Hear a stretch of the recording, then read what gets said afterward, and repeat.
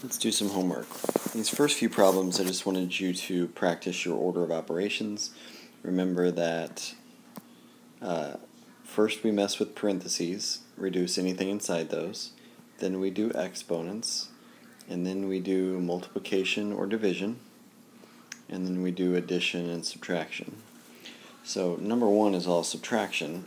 But I saw an issue on your guys' last test where there was a lot of you that would look at these last two numbers because that was like easier, and you'd go like 16 minus 2 and then be 14. But that's not the way we do this. Subtraction, you have to go from left to right. So we're going to first do 10 minus 16, which would be negative 6. And then you bring down the minus 2. And that gives us negative 8 is the final correct answer. Number 2, like I said, we have to do the parentheses first, so I'm not going to mess with the 10 yet. I'm not going to mess with the minus 2 in front of that. I need to do the 9 minus 12 in the parentheses, which is going to be negative 3. Now I'm looking at it, and I need to basically do any multiplication, so I can't do 10 minus 2 yet because subtraction is last. So I need to do negative 2 times negative 3. So ignore the 10. Negative 2 times negative 3 is positive 6, plus 6, and now I can see my final answer is 16.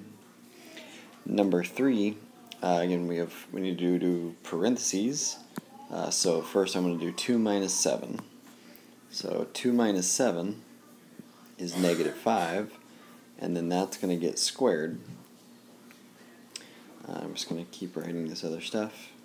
Now, those are parentheses right there, but there's no, that's just really multiplying 3 times 5. So, first of all, negative 5 squared, because exponents comes next. Negative 5 squared means negative 5 times negative 5, so that's 25. And then now we can do 3 times 5, which is 15. And now finally we can add and call that 40, which is the final answer. Number 4, sometimes these problems don't really feel like order of operations problems, but the trick when there's a fraction is to do the whole top, which would be 2 plus 8, which is 10. And now we need to do the whole bottom, which is going to be 4 squared minus 6. Well, 4 squared is 16. 16 minus 6 is 10. And so now we get 10 divided by 10 is 1. That's our final answer.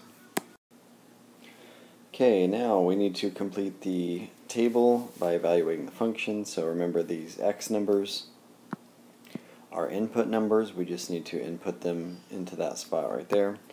So just to show work a little bit, so the first one I'm going to be negative 5 squared plus 9. Now notice this time there was a negative in front, and I'm keeping that negative in front.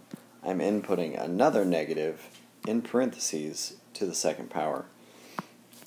So that basically, if I work that out by hand, negative 5 squared would be 25, and then there's that outside negative still hanging out, and then it'd be plus 9. Negative 25 plus 9 is negative 16. And so on. Now you're going to put negative 4 into there, and so on. I'm going to pause the video and fill those in. Alright, so I've got my table filled out. Please notice that there's this cool pattern in the numbers, which quadratic functions will do. So now we're just going to plot these points. Negative 5, negative 16 would be left 5, and then down 16, which is pretty far down. I believe that's down there. Negative 4, negative 7 is right here. Negative 3, 0. Negative 2, 5. Negative 1, 8. Now notice as we're starting to do this, this steepness is sort of starting to level out a little bit. 0, 9. It's getting less and less steep until it reaches that point, which is the highest point, and then the pattern starts to repeat itself. And it These graphs are symmetrical, so once you sort of get the pattern, you can just make everything equal. And now I'm going to go ahead and draw a line through those points. And we have graphed our function. Just to remind you of something, that point up there is called the vertex. The homework did not ask for that. I just want to keep reminding you of that. And that was this point right there. It's also the y-intercept on this particular graph, but anyway, let's move on. Number 6, go back to the graph of problem 5 and label the x-intercepts and the vertex on the graph. Oh, I was supposed to do that. I forgot what my own homework said. That's the vertex. These guys right here are your x-intercepts.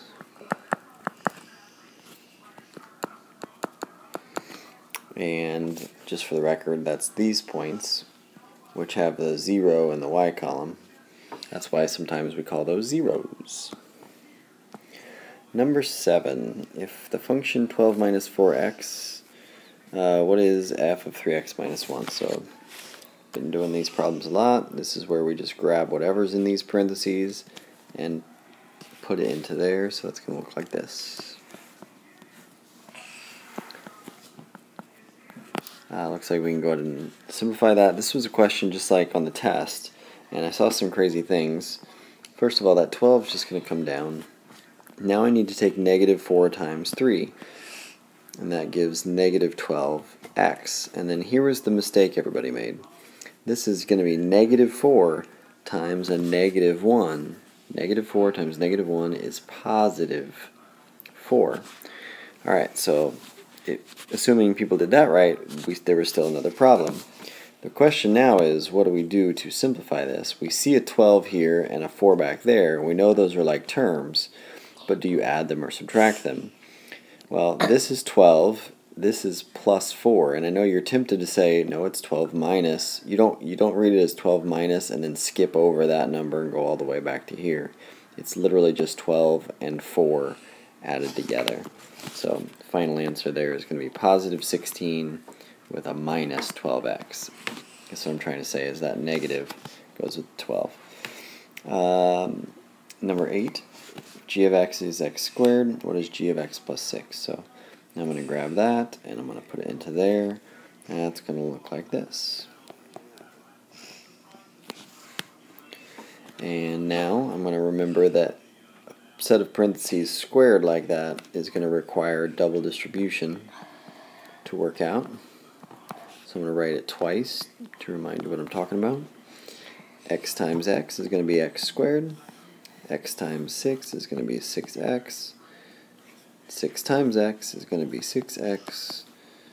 And 6 times 6 is 36.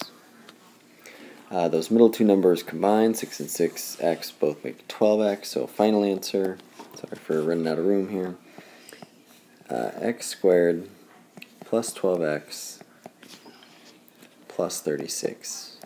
And you are done with your homework. Good job.